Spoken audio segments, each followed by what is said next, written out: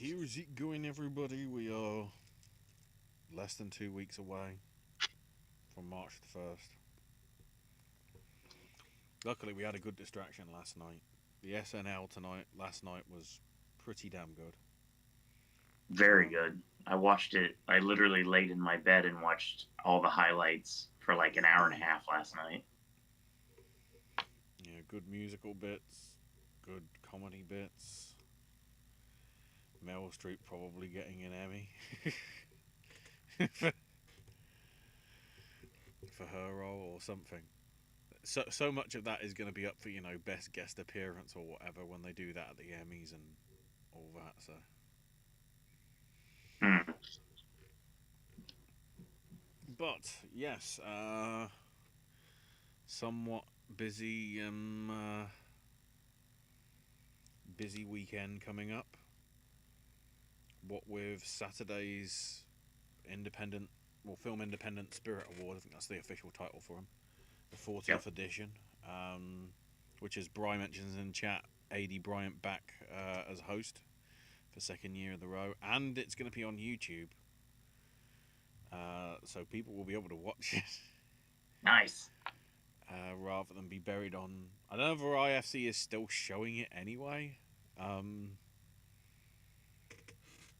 but yeah, it's doing that, and then of course Screen Actors Guild on Netflix, which, considering how steady performing wise at least the WWE stuff has been on there, hopefully will not be hitting technical hitches. Like I think that admittedly last year's SAG was YouTube because they didn't want to take a chance on it while the infrastructure was still being put in place. Right. So yeah, as usual, the prediction game continues. Technically, even though with a 10-point difference between myself and Owen, I kind of want to say it might be over. Man, I could really screw this show up. Not necessarily. Yeah, as I say, not necessarily. Things could happen. Um. So, uh, I'm Ashley. That's Owen, and as I make sure that I have a timestamp, uh, that's accurate, because somehow I don't think we've. Oh no, we might have gone 3 minutes. Let's get underway with our predictions. Oh yeah, and Bry also mentions that the Oscar voting closes as well. Right.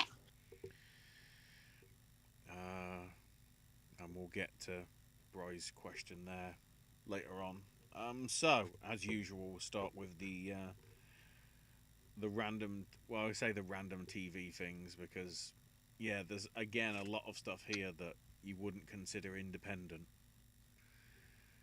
and then also like because it's specifically for new series, it means you have things like Baby Reindeer, which is a one and done, going up against Shogun, which we know is getting a second series, but because it's all about new things, means that it's the only chance they have to show up and everything, which is, I guess, an interesting direction for the thing.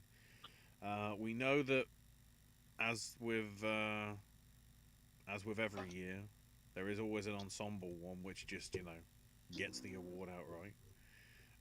This year, at least for television, it is How to Die Alone, which what station is that on? Oh, Hulu, apparently. I don't know whether that. Although, in February 2025, the series was cancelled after one season. So, it better like the award it's getting because it's not going to get any more, despite a 91. Thanks, Hulu. Wow. That says quite a bit about the industry right now. It only made 8 episodes too. Mm-hmm. It wasn't a full-on series, so.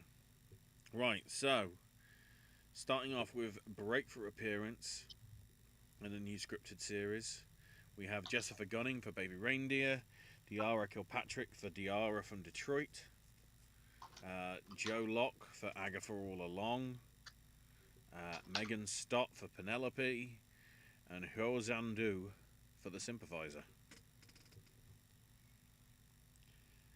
I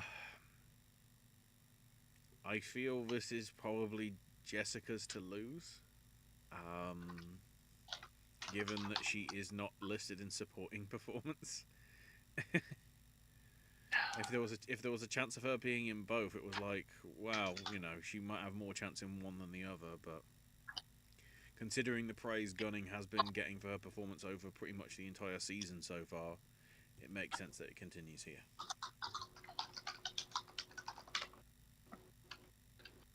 Yeah, I don't really even need to give any commentary on this because it's television, so I don't care.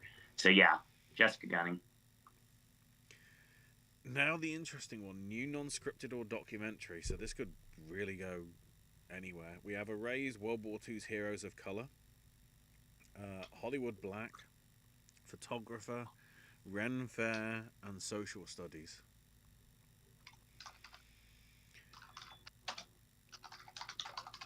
The reason why I say it's interesting is we've got high-profile people in here. Yes. Because Array's World War II Heroes of Color is exec produced by Idris Elba. Hollywood Black's got Forrest Whitaker behind it. Photographer is the new project from Elizabeth Chai, Vasaheli, and Jimmy Chin, the producers, or the crew, the producers and makers of Free Solo, among other things. Ren Fair, which is the Safdie brothers production. And then Lauren Greenfield, who's done God knows how much. Kingmaker, Queen of Versailles over the years that got... I think some of them... I think Kingmaker didn't get recognised for Oscars, but I think Queen of Versailles did? Or at least was in the hunt. Mm. Yeah, I think it made it in DGA that year. I'm not sure, but, very prolific herself. So you got a lot of big names. Just because I felt from looking at the sort of synopsis, if you will, I decided to go with Ren Fair on this one. Because it does seem interesting about how it's basically... It's Succession, but at a Renaissance fair. And it's only 3 episodes as well. It was a pretty short thing. I think the first episode was the first week, and then they just put the other 2 episodes together again the following week. So I don't know whether the first episode was a feature length. No, all episodes were in the region of about an hour, so interesting release and whatever. Yeah, I feel that this is basically HBO trying to do Succession, because considering that's what it's all about. So yeah, that's what I've gone with. But I can see really any of the 5 winning. They've all got the right amount of acclaim. So, again, I say this. Ashley's going to talk about TV, and I'm just going to say, oh, I agree, or I disagree. I have a couple things I can say about other things, but yeah, again, a couple times in the spirits, I'm going with my heart, and yeah, if you know, you know. Ren Fair.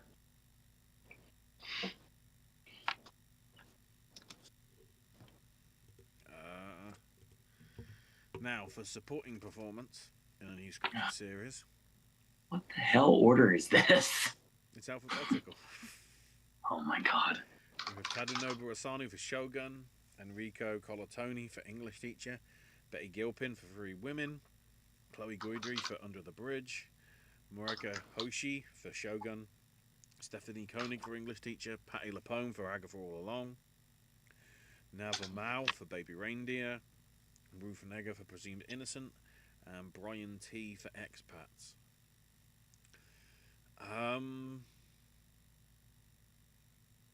I think this is. I mean, I've got Asano down here. Mm-hmm. Um, I could see Patti LuPone. I mean, it depends how Independent Spirit's feeling, to be fair, Yeah. in terms of the direction it will go. But yeah, I've gone with Asano. Oh, a couple names pop out here. If they really like Baby Reindeer, they'll go with Navamau. I would say just on name value alone, Ruth Nega's in this conversation. They seem to really like Betty Gilpin, but I don't know if Spirits do. But it's real hard to go against Shogun. And since there's a very good possibility I may have to in a category, I won't this time. I'm going to do Asano as well. And then for lead, we have Brian Jordan Alvarez for English teacher. I figured that was coming. Richard Gadd for Baby Reindeer, Lily Gladstone for Under the Bridge, Catherine Hahn for Agatha All Along, Kristen Milotti for The Penguin, Julianne Moore for Mary and George, Hiroyuki Sanada for Shogun, Anna Sawai for Shogun, Andrew Scott for Ripley, and Julio Torres for Phantasmas as himself. Julio Torres as Julio Torres. There's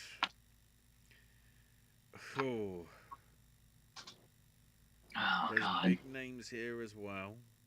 Mm-hmm.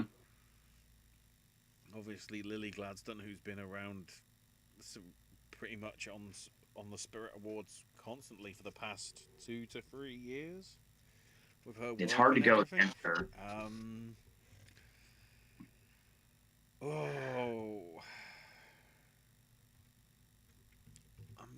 gonna say Sawai on this one. I'm sticking with Shogun because I'm just thinking maybe they're gonna want to put, have there be a female winner and a male winner, even though obviously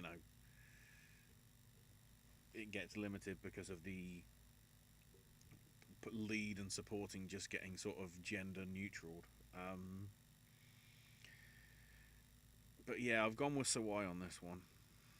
So we have I have a 10-point lead right now. And if we keep going with the same one, this is going to be a boring ass award show. But it's hard to do. Honestly, it's hard not to at this point. Couple people come to mind. Hiroyuki Sanada, Andrew Scott, Julianne Moore could even be a challenger here. If they want to go with Catherine Hahn, they can. Like Ashley mentioned about Lily Gladstone sticking around, I mean, it's hard to go against her, but the competition, and literally Alvarez is in here. Not the same one, still counts. Richard Gadd is a challenger here. And if they want to award the Penguin, Chris Miliotti's a way to do it. Yeah. But dude, it's so hard to go against Anna Sawai, and I'm not going to do it either. 4 awards, me and Ashley are going to take the same on all of them. Will we make it 5 for 5 in TV? Because it's possible. I'd say so. For new scripted series, we have Baby Reindeer, Diara from Detroit, English teacher, Phantasmas, and Shogun. It really only happens. What I do find interesting, though, looking at the list, is apart from Shogun, everything else, the creators are basically nominated in other categories. Yeah. Gadd and Alvarez and Torres for their stuff, and then Diara Kilpatrick got the recognition in Breakthrough Performance, so...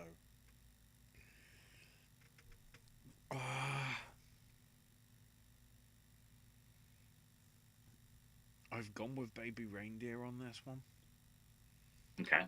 I feel it's probably between that and Shogun. Unless, we really want to have something different come in, which would be nice to see. It would be very independent in style. I want to say DR from Detroit's the most independent of the list because, you know, I wouldn't say Netflix is independent really anymore. HBO with its Ashley. Warner Brothers stuff isn't. FX with its... Ashley, come on, man. You're not a filthy casual. BET. You know that they care more about what could possibly win bigger awards than what's independent. I mean, yeah, but at the same Normally. time, the next big awards are like 5 months away. And I don't care about those at all. Hopefully in 5 months I'll be a lot happier. So we are finally going to split the category.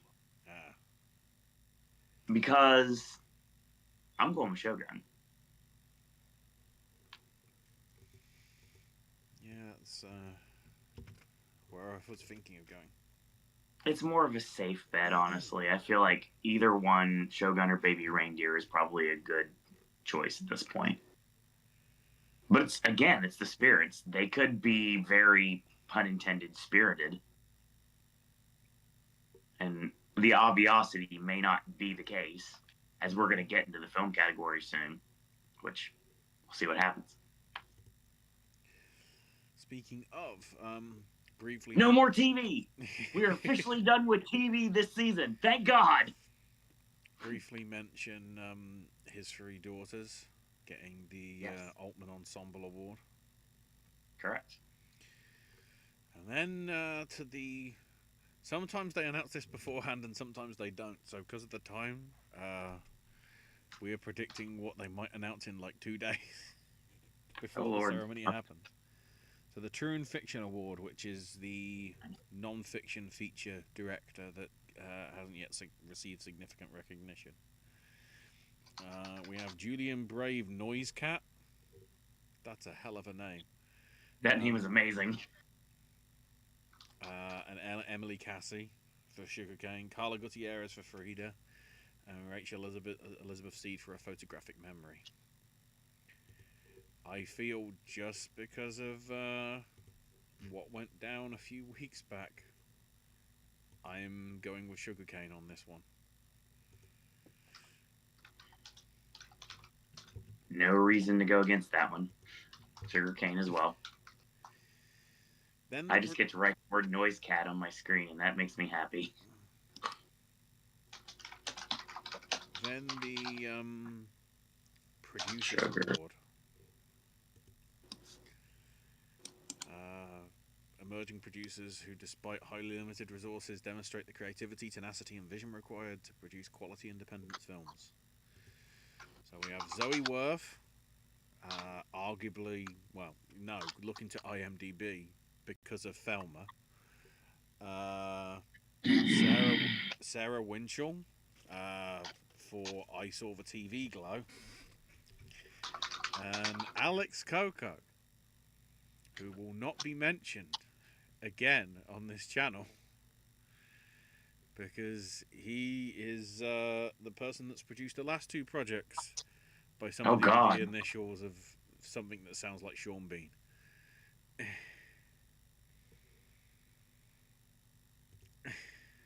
Well, that's an easy answer then. But what are you going to do? He may or may not be complicit in this.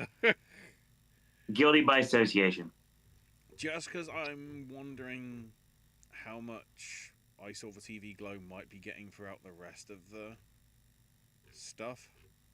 This is where I've given the nod to I Saw the TV Glow through its producer Sarah Winchell. I mean, that's the only correct answer here. No, seriously is. This is a chance for an awards body that actually matters to really, really go for a phenomenal film that did not get nearly enough recognition and won't get nearly enough recognition until the day after the Oscars when me and AJ talk about our Oscar predictions and what we have for our Oscar nominations. A little peek behind the curtain ski there. Yeah, Sarah Winchell here, easily. then the Someone to Watch Award. A filmmaker of singular vision who's not yet received the recognition. We have Nicholas Collier, sorry, for Griffin in Summer. Sarah Friedland for Familiar Touch. And Pham Chien-an for Inside the Yellow Cocoon Shell. I'm just gonna guess one. This may or may not be the open goal that I'm missing. I don't know. Considering that Sarah Friedland, Familiar Touch premiered at Venice. Okay. Won the Best Director award. Yet Wow. alone Best Debut. But the reason why I'm not going for that is one of these three films actually made it in another category. That's fair. And so, because of its cinematography nod, I'm going with Inside the Yellow Cocoon Shell and Pham Chien-an.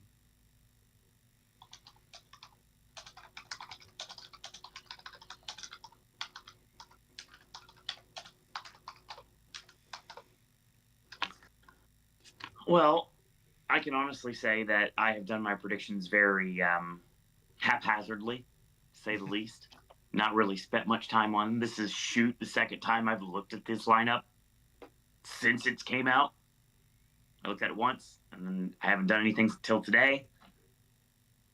I don't really have any background to why I'm going with this. It just feels right, and now that Ashley said that, I feel a lot better now. I'm going to go with Sarah Friedland for Familiar Touch. And then on to I guess the biggest of the special awards of the John Cassavetes.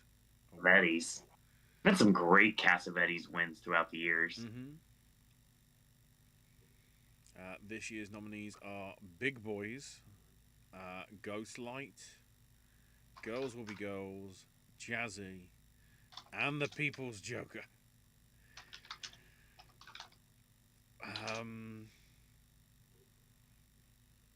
This probably is a mistake to some extent, but the fact that I want to say, was it Critics' Choice or was it the Satellites that acknowledged it?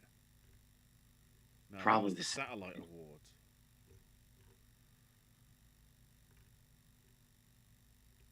Yeah, for Best Actor in Comedy or Musical at the Satellites, they actually gave, despite Jesse Eisenberg, despite Ryan Gosling, despite Michael Keaton, despite John McGarr, and despite Glenn Powell, they gave it to Keith Coop for Ghostlight. So for that reason, that's why I'm going for it. Makes sense. It's a good bet. Yeah. Just to go back to a category, because I kind of discounted it the second that you were talking about the Producers Award and what the people that were nominated were surrounded by.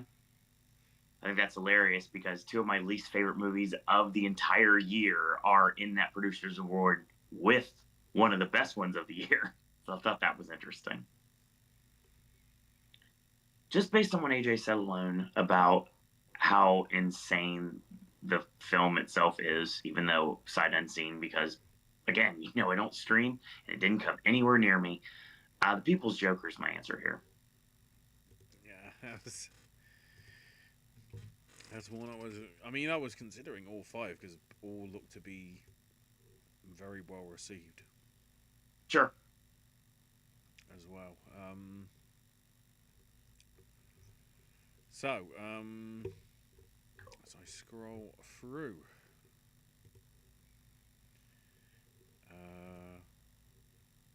slightly out of order, at least from Wikipedia, but not too far off. Starting off with international. Okay, let me find it. We have France, India, Netherlands, and Luxembourg's All We Imagine as Light. China's Black Dog. Latvia, France, and Belgium's Flow. Poland, France, the Czech Republic, and Belgium's Green Border. And Mike Leigh's Hard Truths representing the UK.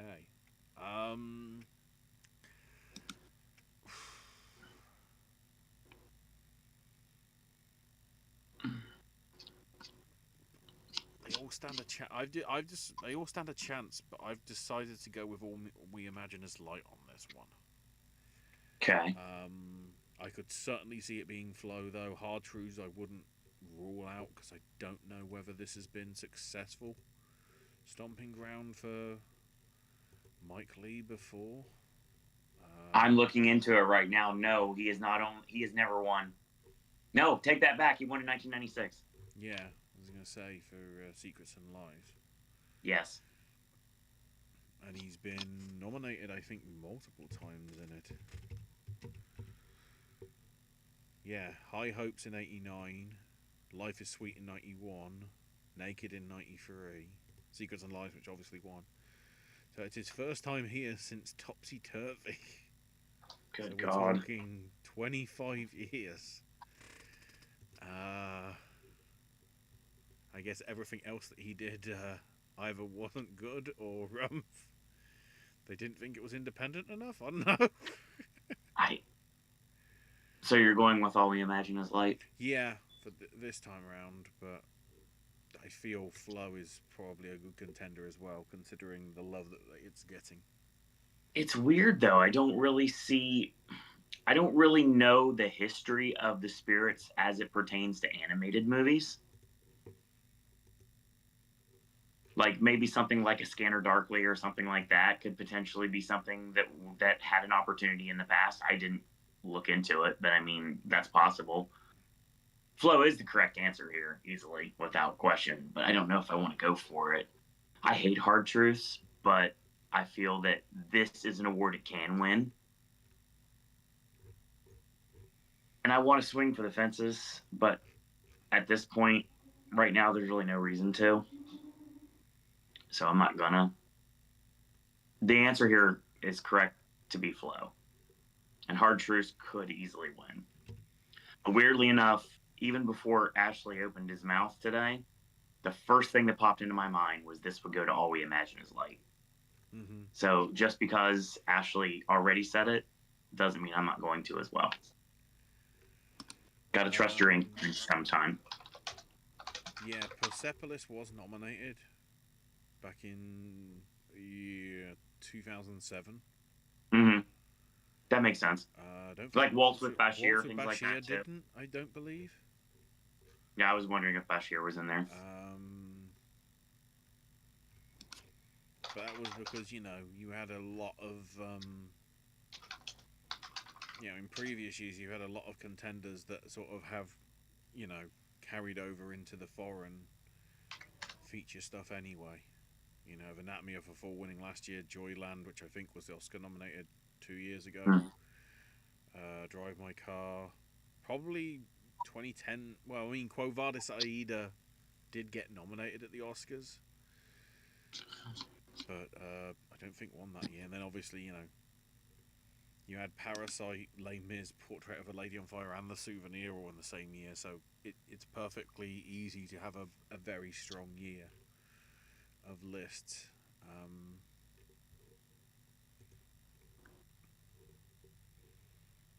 As this one appears to be as well, to be fair. Right. To editing, where we have Jazzy, The Apprentice, Night Bitch. The only award I think it's been awarded the entire season. September 5 Again, and Dee. Night Bitch. This is tough. Yeah. Because I know the answer, but I don't know if that's what they're going to go for. I mean, I've gone September 5 on this one, but Jazzy, I've heard, is very nicely well paced and cut. Apprentice, I guess, to some extent is as well. It is.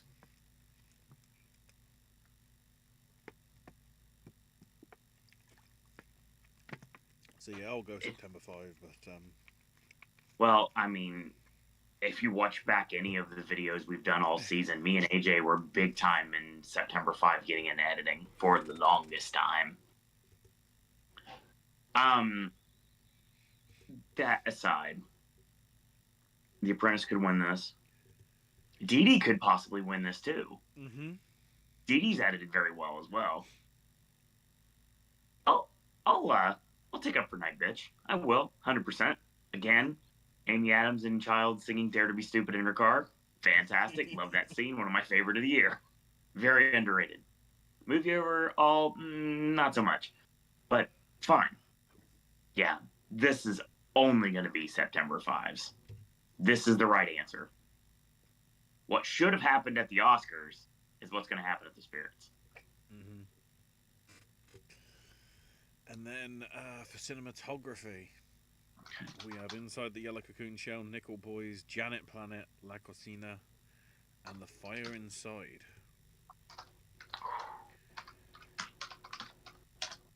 Yeah, it's... This is pretty easy, but it just depends on how you want to go. They've all got very good cinematography, though. It's the sort of nice touch there as well. Certainly, La Cocina very much does feel like it's a harkening back to sort of you know, your alpha villain, that, you know, your French style stuff, your international stuff from the 50s and 60s. At least in terms of presentation. With Rooney Mara in it as well, which is a nice kind of surprise. But I've decided to go sight unseen, but again, enough of hearing from the praises from at least yourself and AJ. I'm going with Nickel Boys on this one. I'll shout out The Fire Inside here because the fact that it's in here makes me happy. Mm-hmm. Because I don't think enough people got to see it. It was a secret movie that I got to see at Cinemark, and yes, boxing, 1,000,000%. Love any boxing movie. And the story is just phenomenal. And it's not a traditional... We've talked about this before. We did it on a Q&A show a while back after I first saw the movie. But yeah, I'm very happy to see The Fire Inside getting any love. And I see that it got a little bit of spirit, so we can talk about it a little bit later. Janet Planet's interesting because it got multiple nominations, but I'm not sure where it's going to go. And again, I make this commentary like I did with... Well, it's not exactly the same with Hard Truths because I just did not like Hard Truths because I don't mess with Mike Leigh movies, apparently. But Nickel Boys, I didn't dig it, but I will say, like my defense of Nosferatu, if you're going to nominate it for something, cinematography is a great place to start because the way that the film is shot is the selling point of the entire movie. The perspective that the film is shot is exactly why the movie is as beloved as it is. And given this lineup, I really feel that you could do a whole lot worse, for sure. I think Nickel Boys is the correct answer here, and I think it's the answer that they're going to go with.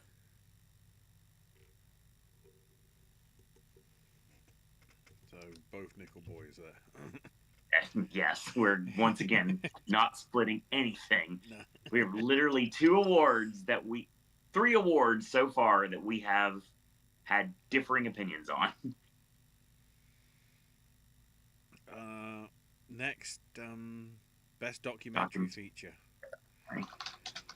where we have Gaucho Gaucho, which, if I can be bothered to, I might actually be able to watch tomorrow. Nice.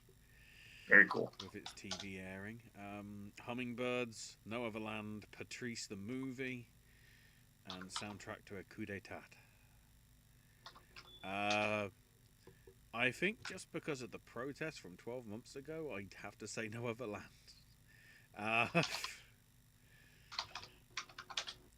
Especially with, you know, political things going on at the minute that seems like, you know, just how it appears like the Israelis were displaced as they shouldn't have been back in the early parts of the 20th century.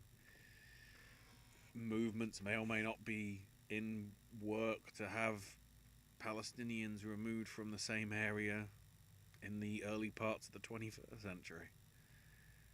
Um, I know I can't just say why can't we all get along because it's complicated for a lot of people, but yeah, I think that has the legit political momentum right now, despite all the various political things that the Apprentice is trying to juggle, shall we say? Um, I try to stay away from politics in any way, shape, or form. That's why I literally turned a blind eye to it, so I wouldn't know anything that's going on. So anything that I hear is basically because other people around me have said things. So I have no knowledge of these things. But immediately, when I looked at this list, soundtrack to a coup d'etat is what came to my head. And sometimes it's best just to go with your original gut instinct. Mm-hmm. I could be wrong and losing a point here, but we'll have to wait and see. I mean, it's in the list. Oh yeah, It for made sure. it to the Oscar 5, so it's a Yeah, it was worthy only going to shout. be one of the two, honestly,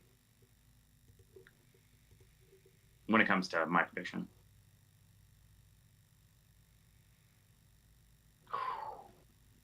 Right. It's a breakthrough performance where we have Isaac Krasner for Big Boys, Katie O'Brien for Love Lies Bleeding, Mason Alexander Park for National Anthem, Renee Perez Jogla for In the Summers, Maisie Stella for My Old Ass.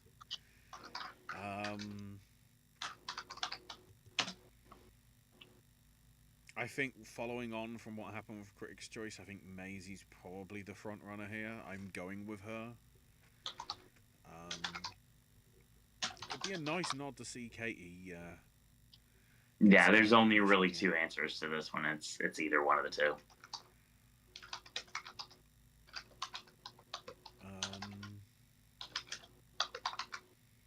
Although Mason's done a good job with their stuff in Cowboy Bebop and Sandman, which I feel sorry for the people on that. It was a good series, and now with the allegations growing and growing against Yeah. the game, and that's. I think that I don't know whether they are doing the second season or they cancelled it. No, they're doing the second season and then not doing any more after it, which they easily could have done. But I yeah. mean, National Anthem just screams Spirit Award. Mm-hmm. And just the trailer alone, because it would only had two screenings when it was at my local Cineplex, so it's like I wasn't able to check it out, but I would have if there would have been time. But again, award movies have to be watched before they become award movies. So, love Lies Bleeding so much. Katie O'Brien's fantastic in it. I love My Old Ass. Again, another secret movie that I was very happy to see. As a matter of fact, as we speak right now, there's a secret movie going on at Cinemark, which a lot of people are watching. That horrible movie that needs to not exist, The Unbreakable Boy. That trailer drives me insane. And no, so that's what's being watched right now. So they enjoy that while we're doing this show. So, like Ashley alluded to a little bit ago, it was great to see Aubrey Plaza show up at SNL 50 last night. Mm-hmm. And any love that My Old Ass gets, I'm completely down with. Maisie Stella deserves this award, and it sucks that Katie O'Brien can't win, but I feel Maisie Stella deserves this, and I feel like that's the correct answer.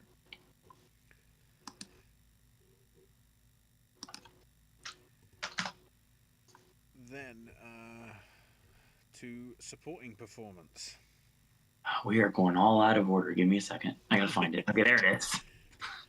Thanks, Wikipedia. Well, because I feel that like the debut feature and screenplay are more significant than performance stuff. Okay, that's fine. Plus, it wraps up the acting stuff. So for That's fair. supporting performance, we have Yura Borisov for Honora, Joan Chen for Dee Dee, Kieran Culkin for A Real Pain, Daniel Debweiler for the piano lesson, Carol Kane for Between the Temples, Karen Kalagulian for Honora, Kani Kusuruti for Girls Will Be Girls, Bridget Lundy Payne for I Saw the TV Glow, Clarence Macklin for Sing Sing, and Adam Pearson for A Different Man. So Bridget Lundy Payne is not even listed on Wikipedia. Hang on, I'm just double check.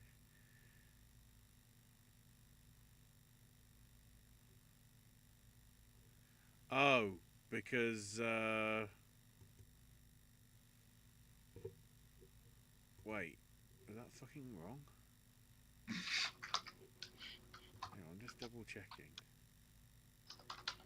No, I guess Bridget Lundy Payne was. I mean, Is it the name wait a minute? Is the change name on there now? Yeah, Jack Haven. Yeah, that is what Bridget Lundy Payne needs to be recognized as now. It's Jack Haven. Oh, but yeah, because that's happened. Right. Yep. I will copy that into my documents. I was like, what's going on? Because Jack Haven. I haven't been at this since they announced them. You know, back in what November, December time. It's a problem that AJ has at this moment with his, again, pulling the curtain back, his not predictions, but his lineup for personal lineup. If we chose the Oscars, because of the potential category placement, he may not be able to justly,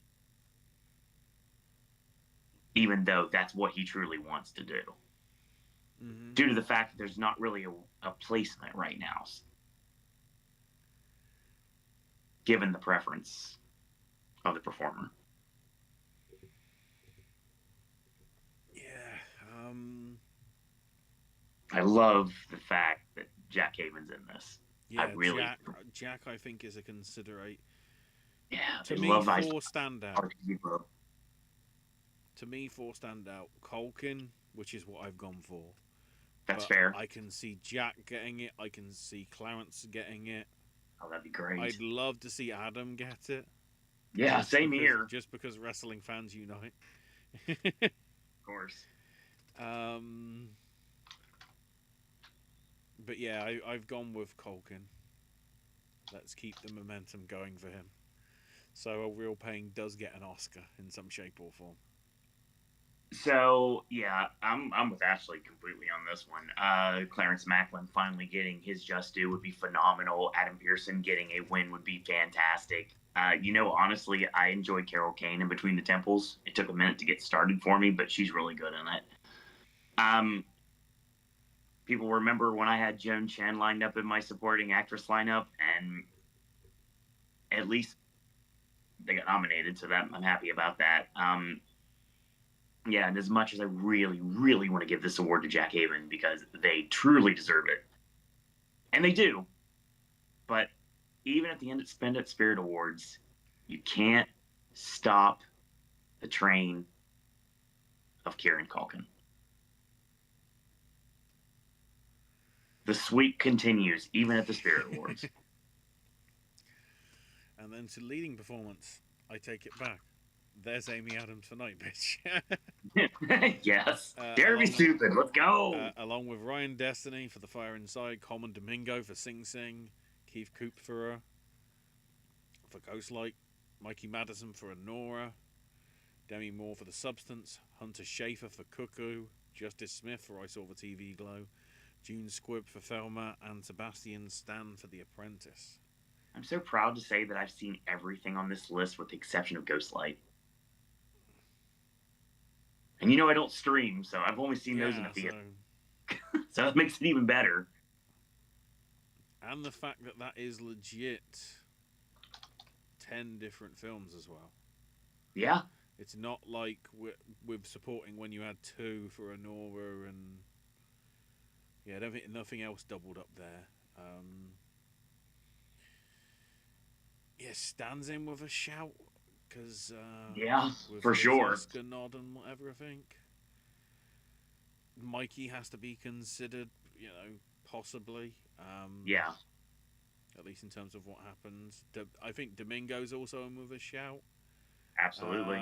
But I feel Independent Spirit will be hopefully welcoming Demi Moore with open arms. So yeah, I've gone with the sparkle. Hell yeah.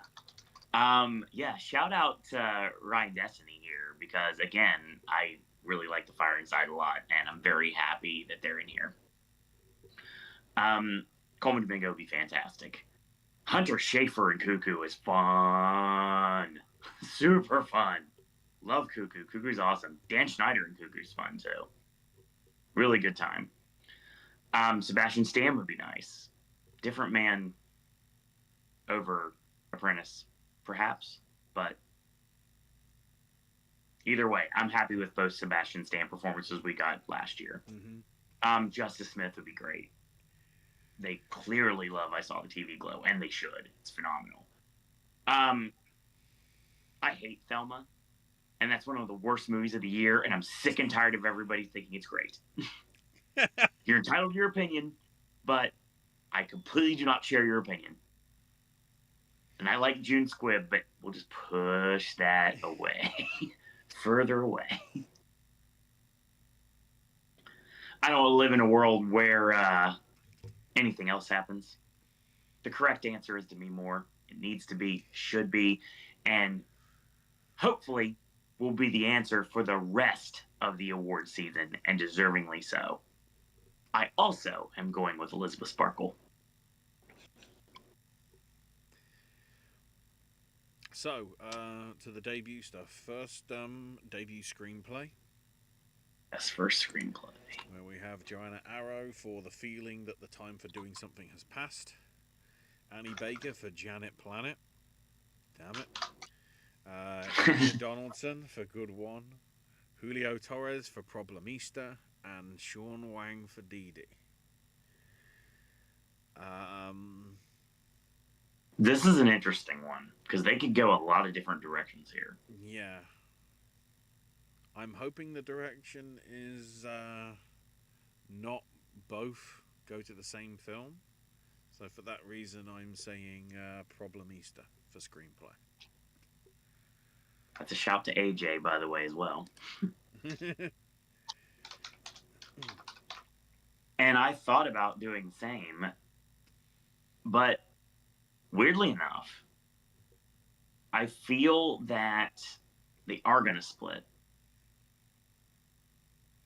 And I really dug Dee Dee a lot. But it's difficult because Janet Planet keeps jumping out at me. Mm-hmm. You know, for screenplay, I'm going to go with Dee Dee. Sean Wang.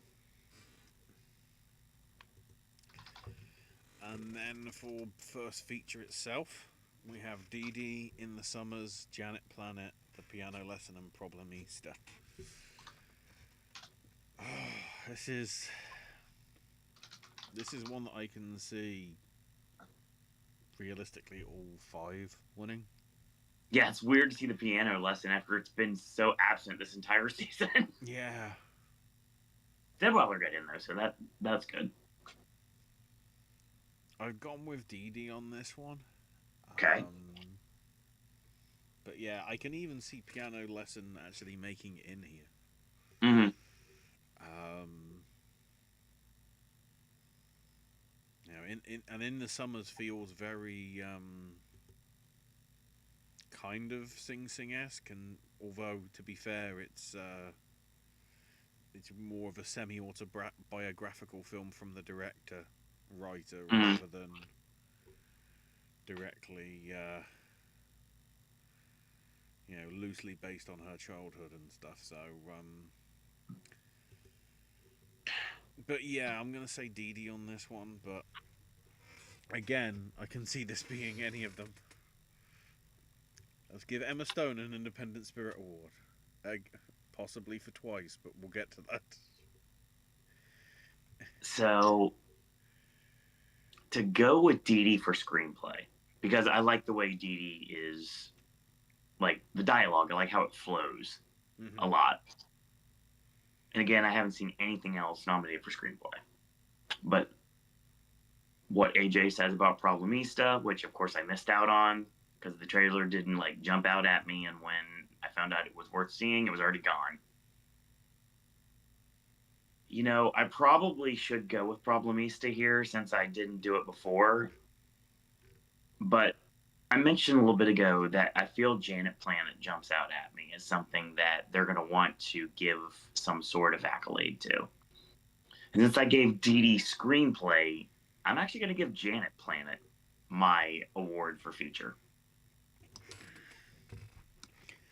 Also, the reason why I'm thinking Torres is going to at least get something from these is because he's in for debut television and debut film. He's He been can that job out busy this year. completely. He can job out completely, good sir. You never know. The fact that he's in, though, for... I'm trying to remember whether it's... Yeah, so it's lead performance and new scripted series in TV. All right, we are almost done. Along with the others. So yeah, to screenplay. We have Scott Beck and Brian Woods for Heretic, Jesse Eisenberg for A Real Pain, Megan Park for My Old Ass, Aaron Schimberg for A Different Man, and Jane Schoenbrunn for I Saw the TV Glow. Heck yeah. Ooh.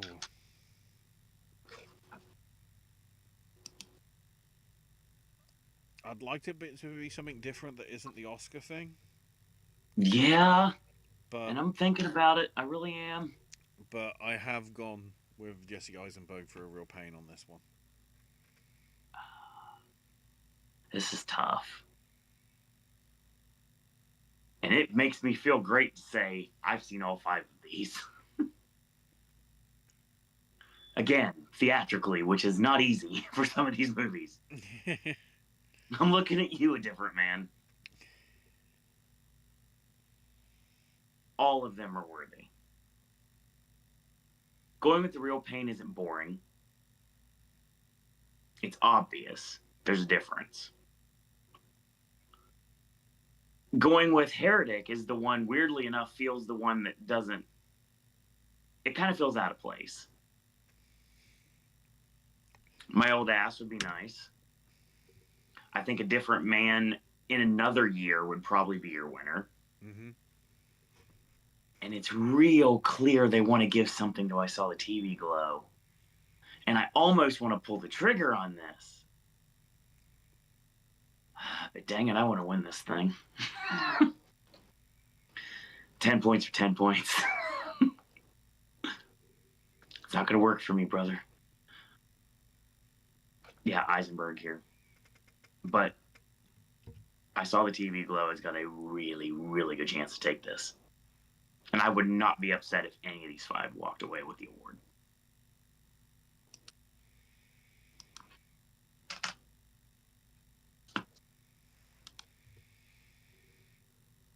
And then, for director, we have Ali Abbasi for The Apprentice, Sean Baker for Honora, Brady Corbet for The Brutalist, Alonso Ruiz Palacios for La Cocina, and Jane Schoenbrunn for I Saw the TV Glow.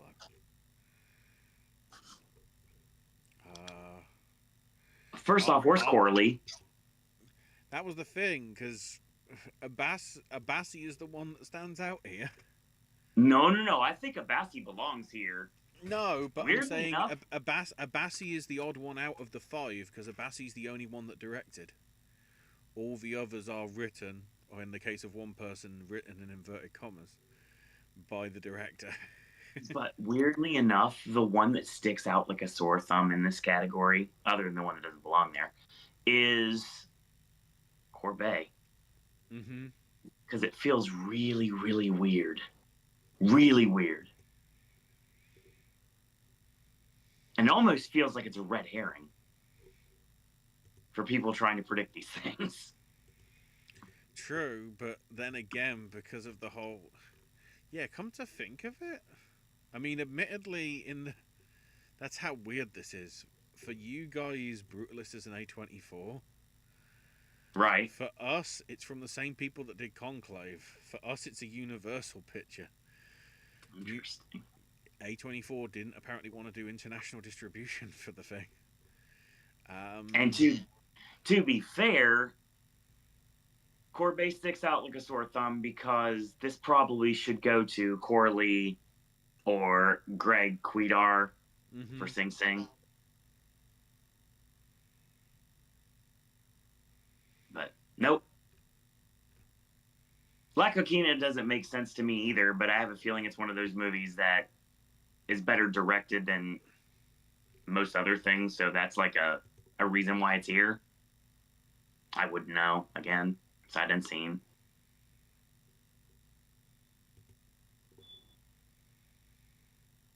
So the obvious answer is not obvious this time around.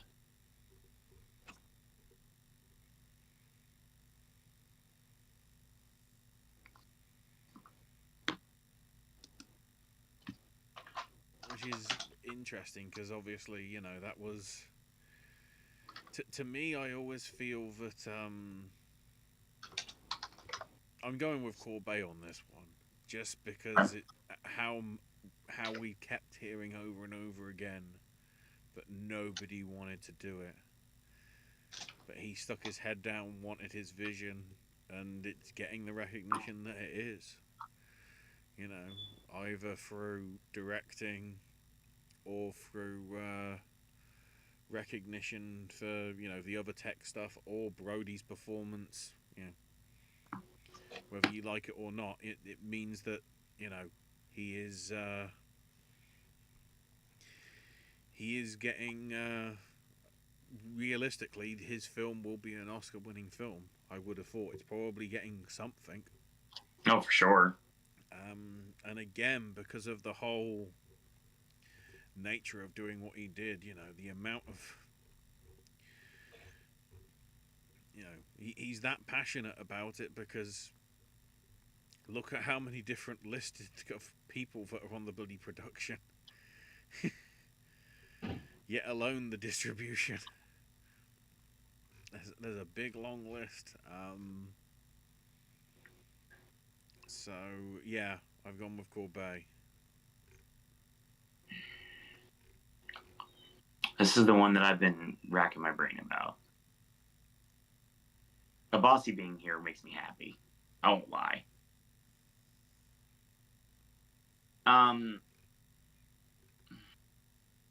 Alonzo being here upsets me because it makes me feel like that's Corley's spot, or should have been Corley's spot, and it's not. And it's hard to imagine the Substance winning picture without winning director, but stranger things have happened. We'll get there. I'm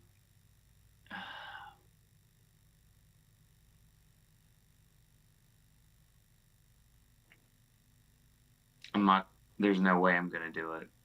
Sorry, I don't care. I'd rather lose a point. So hell no. And I said I might have to do it during Spirits anyway, but hell no. Again, I have a lead. I can afford to lose a point if I have to.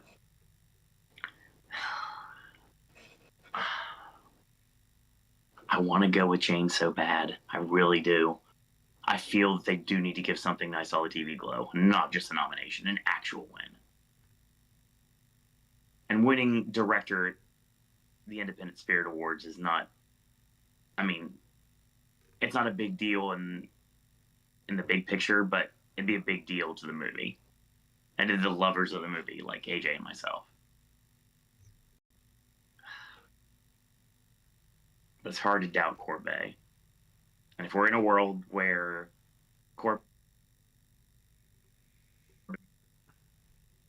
any visibility is what we need right now, even though Jane is the correct answer, I am also going with Brady Corbet.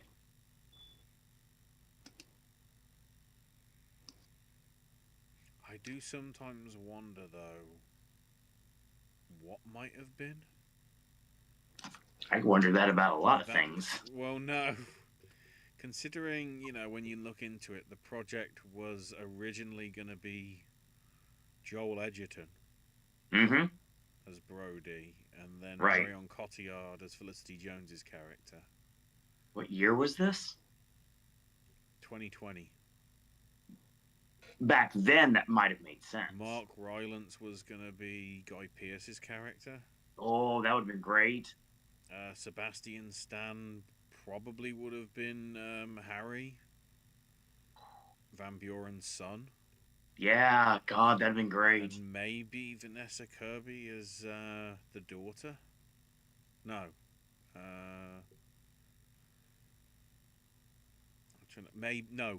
Maybe Kirby as Felicity Jones.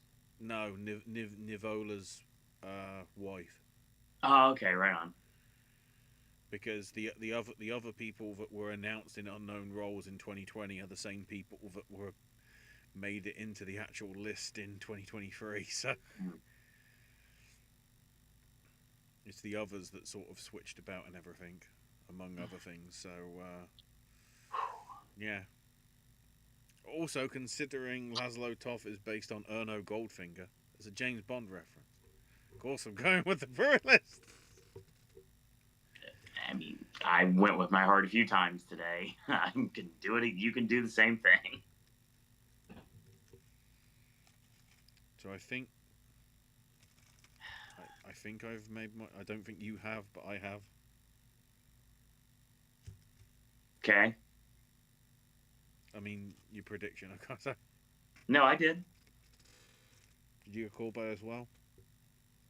Through gritted teeth. Like I said before, if he's our only hope for some semblance of joy for the Oscars, then any visibility is necessary, and even the Spirit Awards is still something.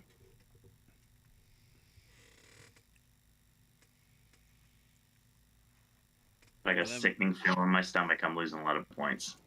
And then for Best Feature, we have Anora, I Saw the TV Glow, Nickel Boys, Sing Sing, and The Substance.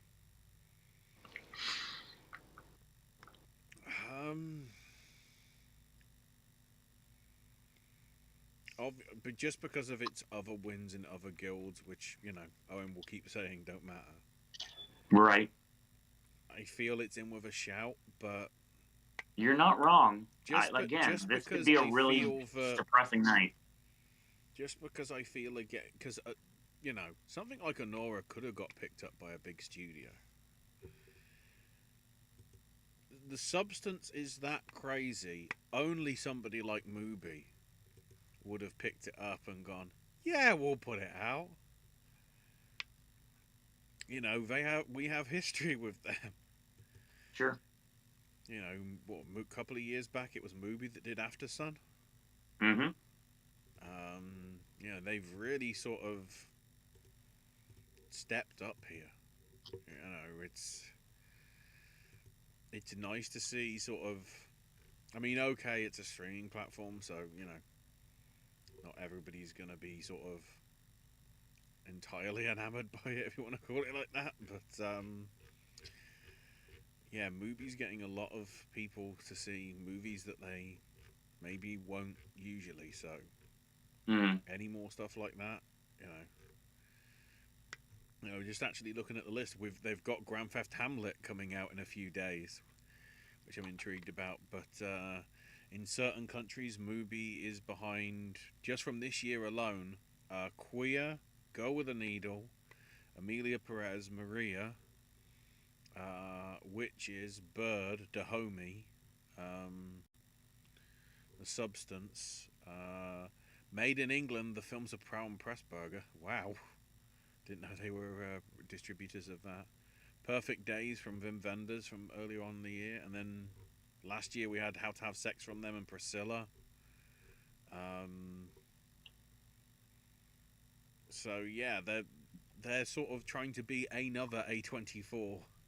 Whether they produce them or just distribute them, at least, you know, getting a lot of films that wouldn't up there as a thing. So I feel that is the spirit of the independent spirit, because you got to say the word spirit a lot. So that's why I've gone with The Substance. Hell yes. So, I mean, let's break down the other four. I think if Ramel Ross would have been in the director lineup, Nickel Boys might have had a chance. I think Sing Sing could win this without a director nomination, and something Mm-hmm. else could too, but we'll get there in a minute. Um, as much as I really like to see it happen, I'd love to see I Saw the TV Glow win this, and it deserves to. Um, there's really no need to go any further on this. The correct answer is The Substance. It deserves to win a Best Picture award, even if it's at the Spirit Awards. I'll take it. Don't forget, the wrestler beat the Hurt Locker at the Spirit Awards. Mm-hmm. And I'll always say that, and that's always going to be the go-to, because damn it, things change. Yes, The Substance, Best Feature.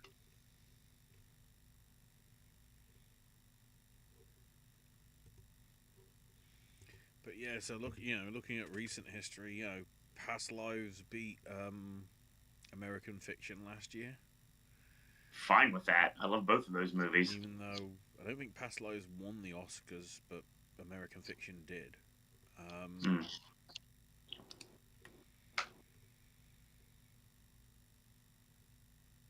The Farewell beat out Uncut Gems and Marriage Story back in 2019. I like all three of those movies. Um,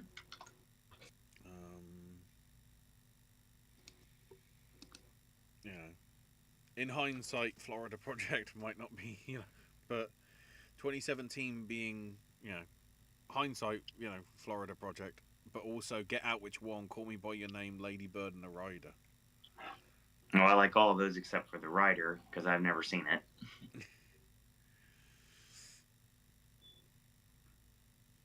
um, yeah.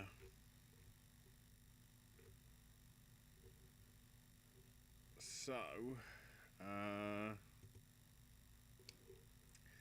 that is that. I will save that to make sure I don't forget to then close it and then we're done. Right, so to chat, so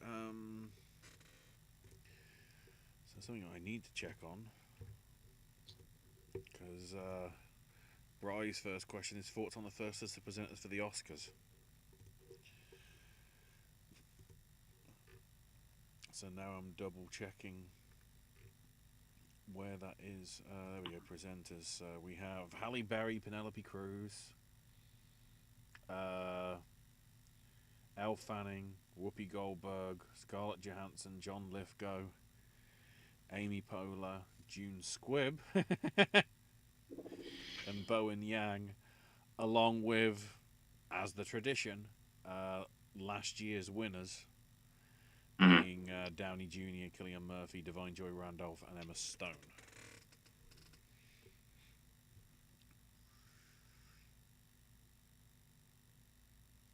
So again, I'm trying to work out with some of these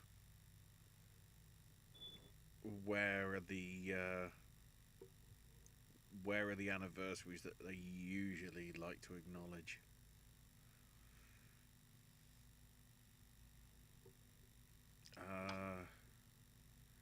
Because there aren't a huge amount there. Maybe that when we get the second list in the next week or so, Mm. we'll have an idea with that.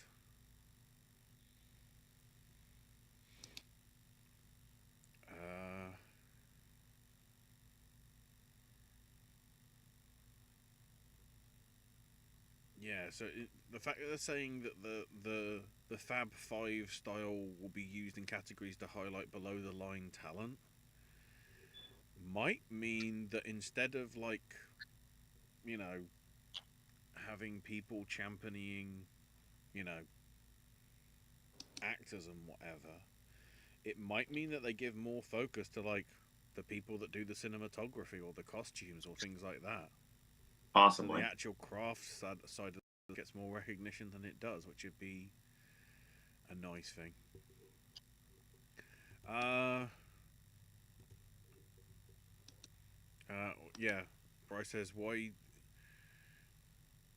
did they have Halle Berry present Year? She's such a boring choice. I mean, she's championing film. That's the thing. Right.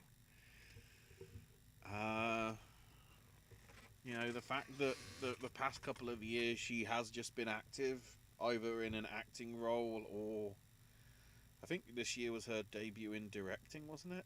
or in the last Mm. year or so. And obviously, she was a big figurehead behind the Fire Inside. Uh, and Bryce saying none of the original songs will be performing because of obvious reasons with the Amelia Perez issue. And of course, Diane Warren is pissed.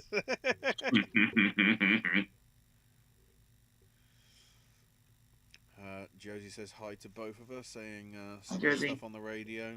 Dishwallers counting blue cars. ELO's telephone line. Tracy Chapman's fast cars. And Fleetwood Mac's You Make Lovin' Fun. Nice. A few little bits of trivia about some of the Spirit nominated movies. So September 5, which surprisingly is only nominated once, but there we go. John Magaro's first time on a movie set was as an extra in Munich. Interesting. This is 20 years on. Jeffrey Mason, portrayed by John Magaro in the film, is credited as co-producer, likely as technical consultant, which I guess makes sense because he would have had the first-hand knowledge of it. Sean Penn, who's one of the producers, and Peter Sarsgaard previously appeared in Dead Man Walking, which was Sarsgaard's film debut. Yeah, he fell into the trap nearly there. People think Sarsgaard and Skarsgård are the same people. Oh God, not that crap again. Juliette Ménager worked in the casting department on both this and Munich. Sarsgaard is an avid runner, runs 50 to 16 miles a week. We would have a lot of conversations. St. Louis, Missouri, or St. Louis, Missouri, should I say? When he co-founded a comedy improvisation group called Mama's Pot Roasts. In Garden State, Peter's character collects Desert Storm trading cards, and a year later in Jarhead, he's literally fighting them in the Desert Storm. Some Ghostlight trivia. Title of the movie, Ghostlight refers to a theatrical edition that calls for a single bulb to remain lit on a stage, even when the rest of the theatre is literally and figuratively dark. The origins are unknown. It may have emerged from basic safety concerns, but since theatres have numerous superstitions, many of obscure origin, it may only be, or primarily, a symbol for luck instead. Keith Cooper actually played Judd, in his high school's production of Oklahoma. Interesting. Justice Smith's father is African American and his mother's Italian, French, Canadian descent. Kieran Culkin's child named is Kinsey. And he and Lacey Chabert have the same birthday. Says that I Saw the TV Glow is a masterpiece, a brilliant movie, so thought-provoking, and thinks it will be studied. Absolutely, Josie. I Saw the TV Glow. AJ does too, and we'll talk about that on the day after the Oscars. And the fact that the man that is absolute cinema, Martin Scorsese, championed it as well. Yes. Ghostlight's also one of my favourites of the year. And then Bryce says, I'd say if AJ would, but Jack Haven in his lineup, I'd say go by the time when the movie came out, kind of like Elliot Page was still Ellen Page for Junior in Inception. I mean, that makes sense because that transition took a while, but the fact that that's the name they want to go by now and we're still within the same awards thing, I don't think we should... No. Without giving anything away, AJ has told me that he may just give Jack Haven a honorary victory without actually nominating them, because it's not easy to do that since there's not really a category that they fit into right now. No. Or they prefer to fit into. So he may just put Jack Haven over, as deservedly so, and give the actual win to another performance, because technically speaking, he really can't go for that performance given the rules that we have for competition. But we'll see. You'll find out the day after the Oscars. Bry also says, question, I know there's Guild and BAFTA voters that are Oscar voters, but are there any Spirit voters that are Oscar voters? There, I have a feeling there has to be a few, but I can't There's a see there being very handful, but the fact that, if I bothered to pay the money, I could be a voter. many. Mm-hmm. Um, Also, I like the fact it's film independent, but they they they YouTube live streamed a live read through of the Conclave script with Edward Berger, and like, okay. uh, but yeah, because you can become a member for. Hang on, let's see if there's any details. Yes, $105 a year. A general membership includes exclusive Spirit Award voting privileges. So to some extent, it ain't that dissimilar in theory to the EE Rising Star Award, in that as long as you put up the equivalent of, like, let's say $10 a month, you can actually be a voter yourself.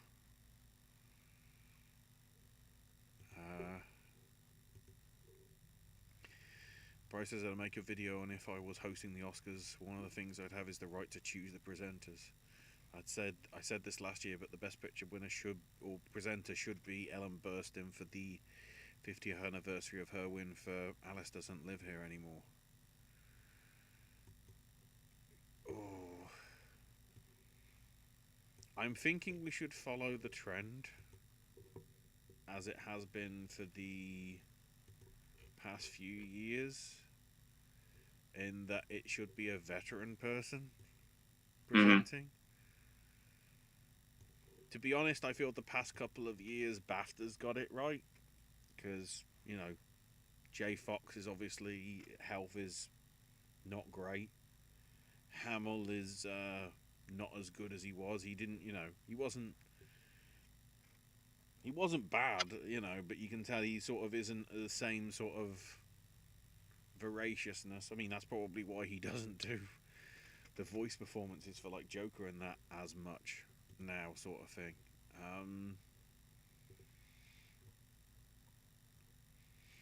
But yeah, I feel we probably won't get the Best Picture presenter revealed until that second half of the presenters comes out, in the next week.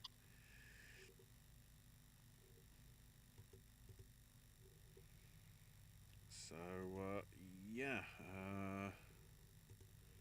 that seems to be everything. Yes. So tentatively, we'll be here tomorrow at 6 Eastern for the Q&A. Mm-hmm. Again, to clarify, anything but Anora is allowed. Or yep. Really anything within Sean Baker's repertoire is off limits. But anything other than that, feel free to talk about. AJ, we'll have a new movie review coming your way very soon. I'm sure that's another thing he's working on outside of doing shows, so we'll have that coming for you soon as well. So that's going to be your show. Ashley can be found on X at Ashes. Mm-hmm. Oscar game reminder: cinematography of the 90s. So we're doing cinematography of the 90s for our Oscar game, and then Josie's new game, where basically she has a book, and the version of that book turned into a movie by a particular director in a different style, and we get to choose the ones that we like best. That's going to be coming up tomorrow as well. I have 2 versions of said game. I have a feeling I'll get a third in my email box before tomorrow is over, and I welcome it 100%. So at Ashes My Name UK, Snack Stashes, gaming content, more content from Ashley coming, probably a lot more often after award season's over. AJ should be back tomorrow. If we are doing a QA show, which we should be, I haven't been told otherwise, we are going to have all three of us for that QA show. And then AJ will be back the night after the Oscars are over, which could be a very depressing evening. Hopefully not. Fingers crossed. Come on, Guild, you made a mistake, and the Oscar voters can rectify it. That being said, either way, if we pick the Oscars, the 8 categories, if AJ, Ashley, and myself were the ones in charge of picking the nominees. And we're also giving our winners as well. That's going to be the day after. And then right after award season's over, Popcast Movie Club comes back with the return of Chris, AJ, and Ashley. And I will be there. I'll be Drew Carey, actually, because I'll just pop in every once in a while. But follow you next if you'd like at Sir Owen Disney. Again, all I post lately has been reposts and things like that, things that matter to me. And yeah, if you know, you know. So that's going to be your show for today. Thanks, everyone, for watching. Brian, Josie, anyone that's been lurking tonight, thank you again for checking us out and continuing this very subpar award season with a couple extreme bright spots and a couple extremely bad days. But thanks for continuing to follow along with us for the rest of the award season. We have content coming next week with the SAG and Spirit. That's going to be on Monday. Tuesday will be our official Oscar predictions, where Ashley and myself will attempt to predict the Oscars to see how obvious they are. And we can talk about other things as well. I'll finally see Amelia Perez after this weekend, so we can talk about that. I can talk about the shorts I saw, everything except for documentary, because NZN decided they wanted to have it exactly the same time as BAFTA, so that wasn't even a possibility. But we can talk about the other ones as well and what I thought of those, so we can discuss that later. Thanks, everyone, for watching. Thanks, everyone, for listening. Always remember to always have the best day ever. And in the meantime, I want to thank you guys and girls out there for watching. And until next time, boys and girls, that's all we got to say about that.